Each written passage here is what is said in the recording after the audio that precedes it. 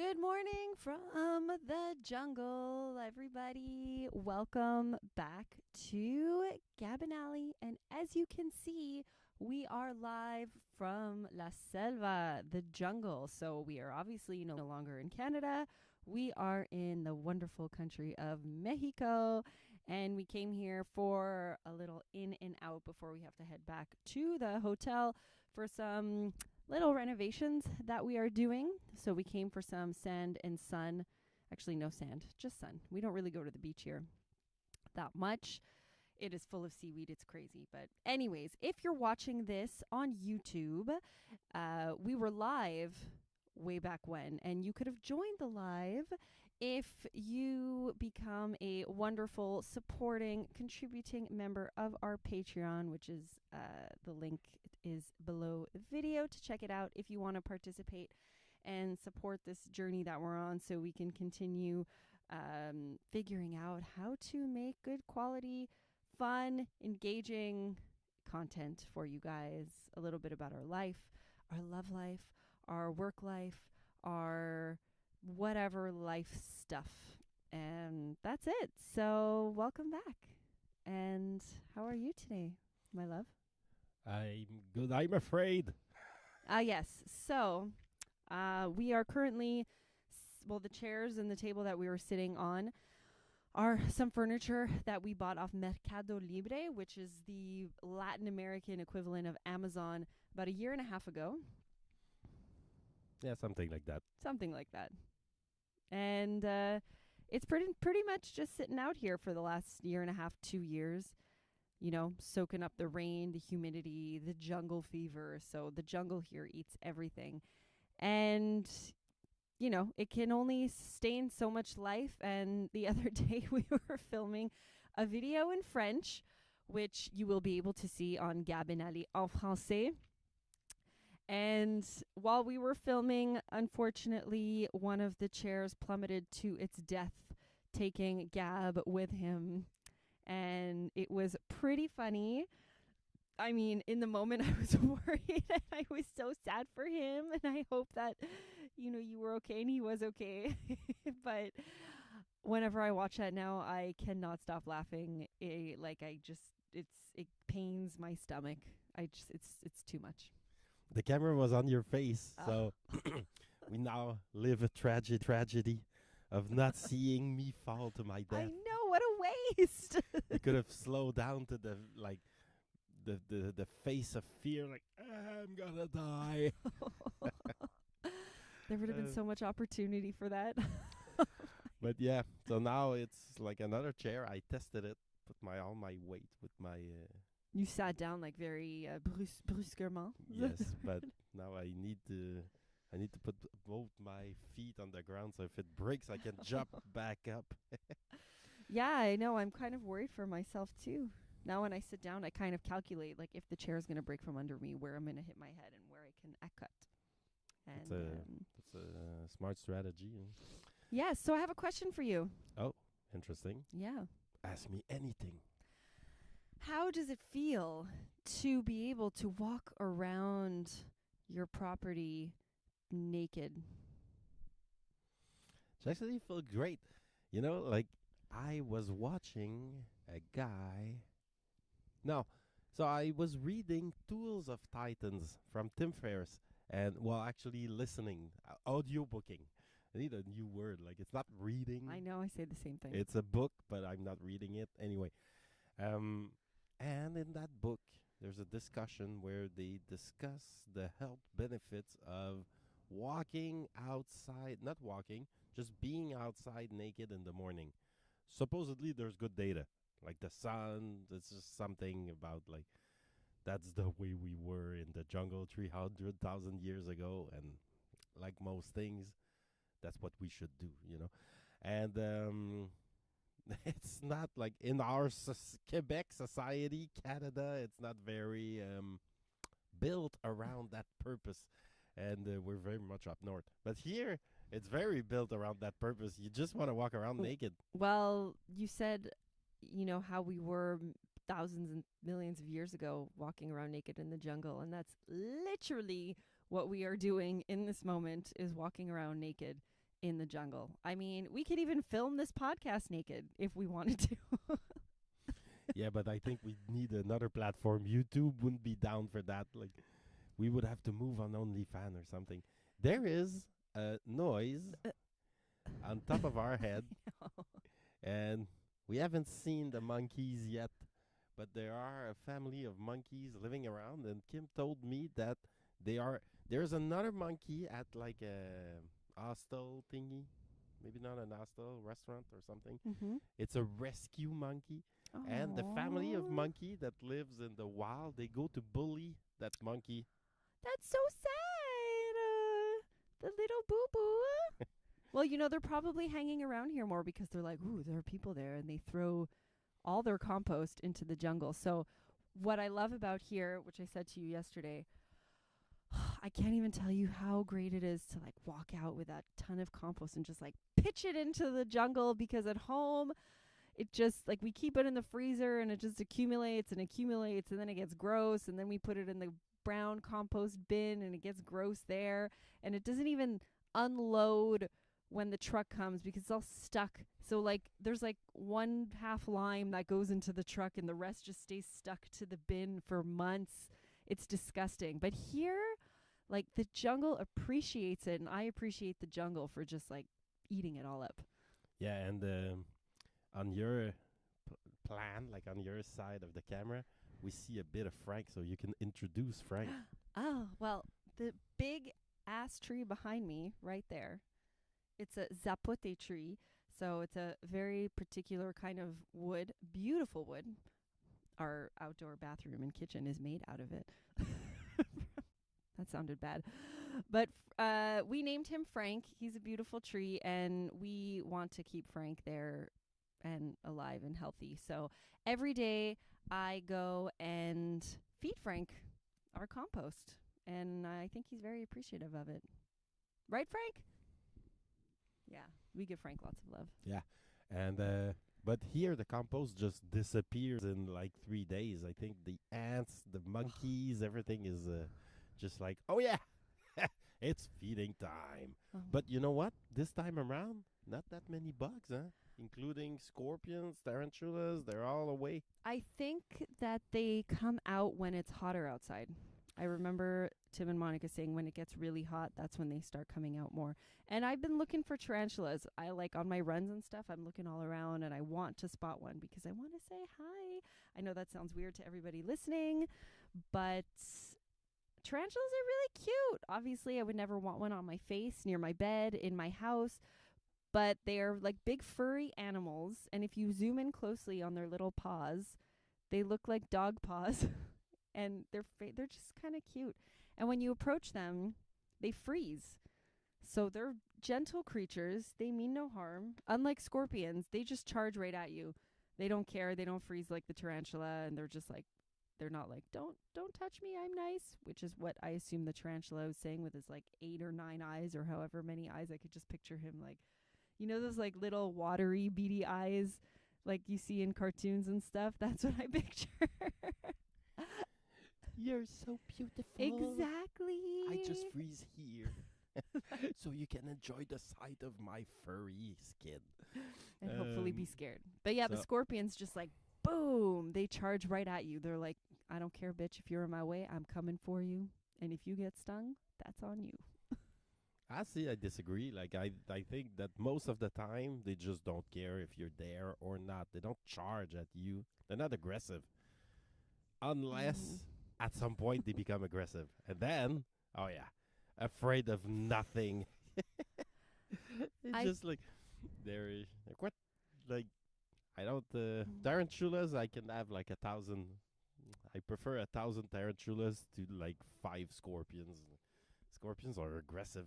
Even But one scorpion. I can imagine everyone watching this at home, like all 30 to 300 people going like, these people are crazy. I would never go there. Speaking of which, like none of our friends ever want to come visit us. And we've been having this conversation a few times since we've been back, because we love it here. It's so beautiful. But all of our friends are really hesitant. They don't want to come. There's the bugs, the tarantulas, like, ooh, like I need a little bit more luxury than this. And we're pretty luxurious. Like we like a certain level of comfort. I wouldn't say we're luxurious humans where we need like our towels folded a certain way and all that kind of stuff, but we definitely like a certain level of comfort, but I guess our certain level of comfort is like what we have here right now, which is pretty good. Well, supposedly it's very not enough for most of our friends. But you know what? Good. Stop trying to convince people to come to the jungle. We're good here. Like, it's like, yes, let them think like, we live with scorpions and tarantula. Never come, because they all come in the small town nearby, Puerto Morelos, which is perfect. I go there every day. Like that's our grocery store. It's a small 15-minute commute, not even like 10 minutes, and they don't want to come here, but that's what makes this place special. It's Not the sacred. absence of our friend, that would be cool, but the absence of people. They're like we're at the end of the road. Mm-hmm. Yesterday we were eating here, and in the dark, kind of like we had our light, but you just see a wall of jungle are surrounding you. I was like, this is an interesting. This is an interesting life. Agreed. And speaking of Puerto Morelos, so that's the town that we chose to settle in. We know some people that knew some people that came here, and it's very conveniently located too. It's on the Riviera Maya between Cancun and Playa. I think equal distance, like 25 30 minutes from each. It's just such a great location to be to have roots in and to get around the Riviera Maya. It's great. I agree. We're close to the airport. Mm-hmm. So first of all, when you get out, get your bags, boom, you're home almost immediately. And it's like I was looking at it. The Playa del Carmen is kind of young party. Like we want density. Sorry, as we film, we keep hearing things in the trees, so you'll often see us turn around and see who's coming to say hi. Yeah. So, but I can't wait to see the monkeys. Um, and Playa del Carmen is like party thingy.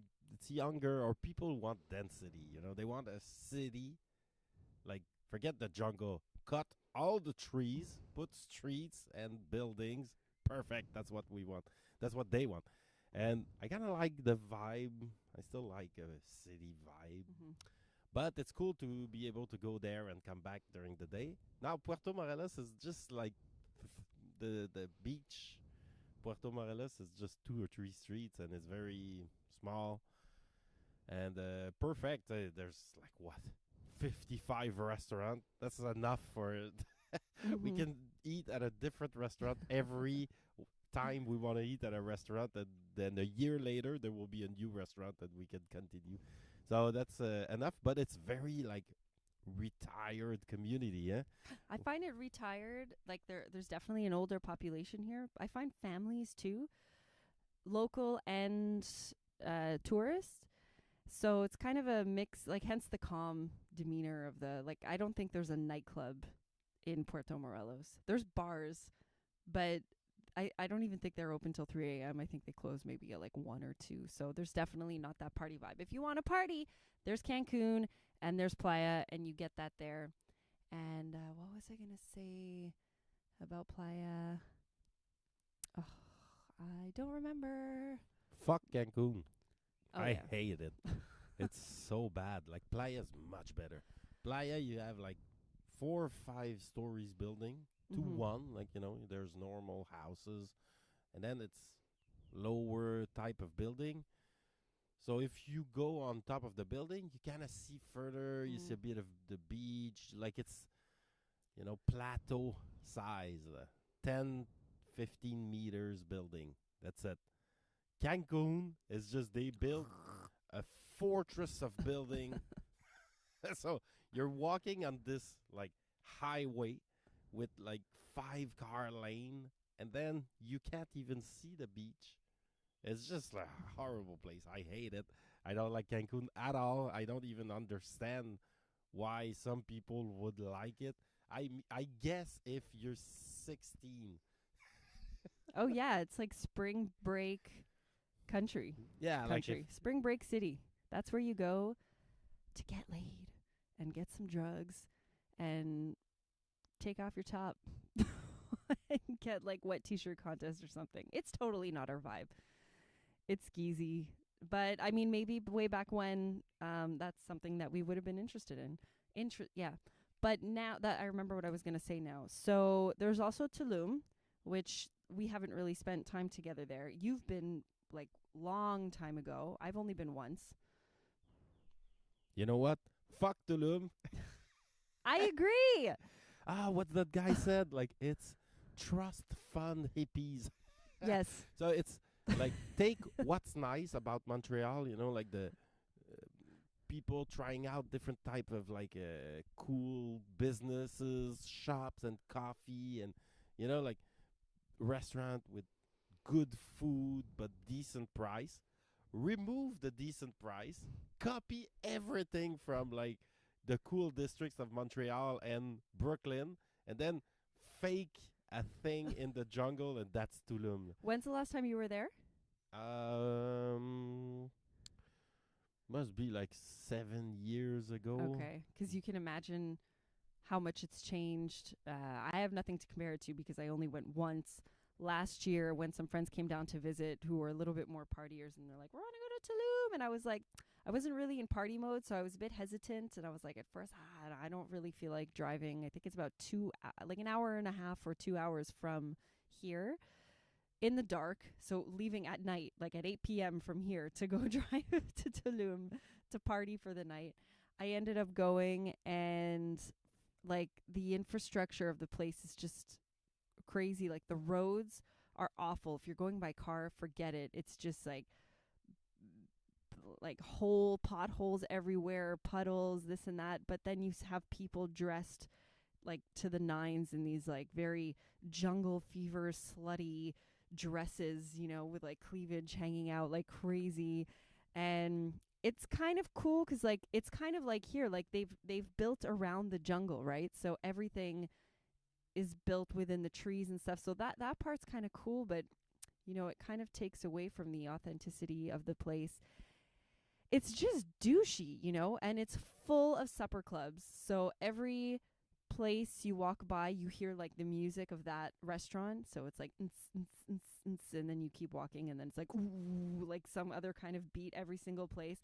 Huge restaurants, empty, just blasting music. And whenever we went to a place to go get a drink, you know, there would have the hostess and everything, and we'd go and we'd say, okay, like, you know, we want to come for a drink. We're three, and we're girls, okay, like a group of girls. And the girl who's probably not even Mexican was there, and she's like, well, this place is for bottle service only, so if you plan on buying a bottle, like, you go on this side, which is basically the whole club. And then if you want to just come for a drink, there's like this corner. It was like a little tiny space, and you could tell the people that were there were kind of loser. Like you could very much see the clash of people, and we obviously were not buying bottles. We just wanted a drink. So it was hard to find a place to go to just to chill, and I would probably never go back. It's not my vibe. It's an Instagram heaven. So, you know, if you're planning on going to take sexy photos of you and a tree on the beach and go work out at the gym and stuff like that, then that's your heaven if you just want to barf all over Instagram. But other than that, not my thing. Well, you know what? Like you can do that. Like go to Tulum, take your picture in front of that like sculpture where the girl opens her like chest and you enter the restaurant, and then come back to Puerto Morelos with the normal people. Oh my God! But there are other places like Akumal, Mahahual, you know, Chetumal. They're like further. That's kind of because Tulum, when it was built, was the like we want to get away from Cancun and Playa del Carmen. There wasn't even the electricity all night back then or all day. Like it was 5 hours a day of electricity. It was all bush basically, very like limited infrastructure and a cool temple, and people were living on the beach there in tents. It was real hippies. Then the like fake hipsters from the United States ruined it, and now it's like supper club with well, I guess if that's what you like, then go there. But please don't come here. Don't ruin our little town. Well, I have a small feeling that with time, and when I say with time, like 10, 15 years from now, that Puerto might get infiltrated with the trust fund hippies. No, I think I disagree because Playa and Cancun will slowly become so big that it will be just one giant city from Cancun to Playa. And then Puerto Morelos will be just like an extension of the city. It's already almost like that. I mean, you take the highway, it's 25 minutes, but it's resort, resort, resort, resort, resort, and like on the other side, business, business, business, business. It's not gonna be that long before people are like, let's put a street here, let's live here, because there's like how many staff, like those resorts are just insane, like with those crazy architectures and Yeah, but Playa also has some trust fund hippies. So when you say it's all going to become one city, like Puerto will eventually not be this calm retirement community sort of place anymore. yeah, that I agree, but Playa's a mess. Tulum is one-sided. It's just one thing. There's not like it's not a mess. Playa is such a mess. There's but first of all, there's like a million Quebecois. There's Americans. There's Mexicans on Mhm. holidays. There's people looking to party. There's people like Agi or Luc, like retired or almost retired, but kind of like They're nesting. Right. 50 years old, like don't give a shit. Mhm. So there's us like going from time to time, enjoying the nice restaurant, going back. So it's like Playa's an interesting international mess, you know. I find Playa like incredibly more interesting. Um, so Puerto Morelos is a little like that, but it's just less party and slightly maybe older, more retired. And but what can you believe the luck that when we bought here, we didn't know that it was a kite beach, and Oh my now god, yeah. it is a kite beach, Yeah. and not only that, it's a flat water kite, perfect for what I have to learn. So I can't wait to come back with my gear. I should have brought it this time, Yeah, I actually. know. I was sad for you, but it is crazy because when we met that couple in the airport after coming back from Brazil, and you were talking to them about your experience, and they were sharing theirs as well, and they said, we learned. Like from the beginning, we went to this quiet place in Mexico called Puerto Morelos, and you were like, "No way, that's like I have a land there." So we had no idea, and I'm so happy for you that you discovered that. So, letting all those people out there know as well that Puerto Morelos is like a kite spot. And the couple that we met the other day on the beach, they said it's one of the nicest kite spots they've seen in the area, so along the Riviera Maya. And that's freaking cool. I'm excited for you. Yeah, it's cool. Eh? It looked fun too because I've been trying to start to learn. That's about my level right now. And in Brazil, but there were a lot of waves there, so try to learn to ski in muggles. Like that was how it felt like. So I didn't have my like. Oh yeah, I can go there. Oh yeah, I can go there. It's more like, oh yeah, crash on the water, just trying to get my sail back up. And but here for sure, like with the flat water, because the reef. So it's like not only kite, it's diving. I'm going to dive on Monday. Oh, no way. Yeah. So it's a diving and kiting town. Perfect. I love it. So let's use it as our base of exploration of Latin America. Because the airport is a great airport. There's like flights to Miami for $50 every like 10 minutes. And then from Miami, oh my God.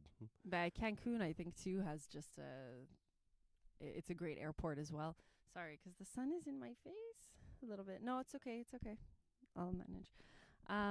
Yeah, Cancun is a great airport too, but yeah, flying to Miami is very cheap and very fast and is a great hub. So we plan on, visiting Latin America for the next little while. I think we're going to be spending a lot of time here which I'm excited about because I love living in the jungle. Yeah, me too. And I'm curious about something. If people are watching out there, still watching after 25 minutes. But what are you guys curious about Mexico? Because I know that I've been following Swedish YouTuber William Tadian when we were coming here, who went like kind of everywhere, and I was looking at where shall we go, and I could see that his Mexico vlogs are like by far the most popular. People Mm-hmm. are very curious about Mexico. There's been an influx of tourists, insane in the last 30 years and insane in the last 2 years. Yeah. On top of that, right now the pesos is super strong and like it's not that cheap anymore. No. And so people are curious, but I'm not so sure what exactly are they curious about. Like where to eat, how to get around, how to pay for like parkings. It's like everything or what? What are people? What do people want to know? Because we bought land here and built stuff and lived here and learned Spanish, so we We know quite a bit. I did a quick search the other day on Ahrefs, that tool that we use for keywords, and I can't remember what the keyword I was looking for. But I can say that most of the low keyword difficulty, high volume. I want to say low keyword difficulty, like 3 or 4, but high volume was mostly surrounded by questions like how far is Cancun from Playa? How to get from Cancun to Playa? How to get from Puerto to Cancun? How to get like all like travel directionality stuff? How to get around basically. So a lot. I was okay, surprised. Yeah. interesting. So there's a road. That's why I asked you yesterday in the car, and I was like, "How do we get from Puerto to Playa?" And you were like, well, there's a highway, and it's a one highway, and you just get on and you drive straight, and you just get off the Playa." And I was like, "This is what people want to know: basic, straightforward information on how to get around." I love it. There's a thing called a car, and it goes well with that other thing called a road. And you just like you go in, you turn the thingy on, and then it burns gas and somehow transfer energy. That's like, and then you turn left and right. You can follow your Why you gotta GPS be thingy. so passive aggressive? Oh, I'm sorry. It's just like normal stuff in But Mexico. it's not just that. What if you can't afford to rent a car and you need to get around by bus or by colectivo? So there's so many different ways that I don't even know how to take, like the Ado bus, which we've never really taken around here. I think we've taken it once from like big city to big city. Kim would know more about that. Or the colectivo, which we've taken a few times. The taxis, how that works with, our guy, WhatsApp, contacting people, getting rides, things like that. There's a lot of different ways. Okay, I'm sorry about my passive Yes, you need aggressive. to apologize. I apologize for my passive aggressive answer because that's true. That let's say you don't have a car. Um, there are taxis, but then it becomes like a whole thing where, like, if you have a contact and you create some ties here, you're gonna pay cheaper. And then there are the Ado bus. It's just basically big stations. So there is a Ado bus in Cancun and Playa del Carmen, and you go there, and it's an American bus station. It's a mess. Yep. People would backpack, like going everywhere, but there are buses leaving every hour to everywhere, and Ado bus is like deserved, like it's the for the whole country. So it's cool new buses. It's better than the buses we have in Quebec, actually. Yep. And that's pretty cool. And the Collectivo, those are little, um, They're like I- minivans. yeah, like a minivan with maybe 12, 15 seats. And they run kind of everywhere, but the Collectivo, we would need to make a video specifically on that because it's not an official kind of. It's not written in the streets, and there's no website. You just show up and you pay whatever they tell you to pay, which might be more expensive. Depending on the day and who you're with, because like Tim which I find is hilarious. For example, Tim lives here, so he lives on the property. He's lived here for 5-6 years now with Monica, who's his Mexican girlfriend, and they take the colectivo all the time. And he speaks Spanish, and he's pretty integrated into the culture here. But when he travels without Monica, they still charge him a higher price to get on the bus. Well, you can refuse to pay. That like the collectivo is like let's say the car is 101, then bus is 102, and then collectivo is like, oh my god. But it's fun. Like the experience is very fun. Like you pay just a bit, you go to Puerto, okay, perfect. Onk, they get somebody else on the bus. You have to play Tetris because I'm getting out there, and so I'd say the collectivo is after a while you would get used to it, but it's such a great transportation system because you can go everywhere, and they go even here in the jungle, which we are on La Ruta de los Cenotes. It's very secondary road. It's just like one side on one lane on each side with a wall of jungle on each side of the road, and there's a collectivo running there, and you can go all the way to Puerto Morelos or all the way to Leona Vicario, which is small town in the middle of the jungle, basically. Mm-hmm. And that's the place where we buy the plants and the wood. And pan de elote. Yeah, and there's a abuela, like a grandmother who cooks nice stuff. So, no, okay.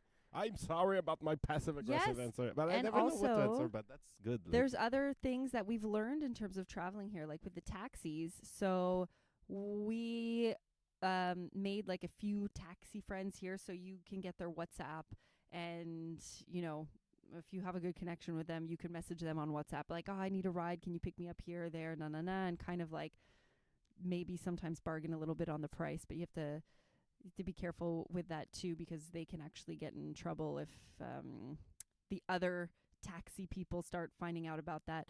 But what we didn't know was how strict the like cartel taxi businesses are. So, you know, we have our guys in Puerto Morelos with their official cabs and stuff that would take us around, and they would, you know, bring us to Cancun or Playa or wherever we need to go. But then we found out how complicated it is if we want them to pick us up, because they can drop us off in those places, but they can't actually pick us up because it's out of their district. So each city has their own taxi service, and you're not allowed, for a taxi driver from, let's say, Puerto Morelos is not allowed to go make pickups in Playa del Carmen or in Cancun. They'll get in a lot of trouble for it.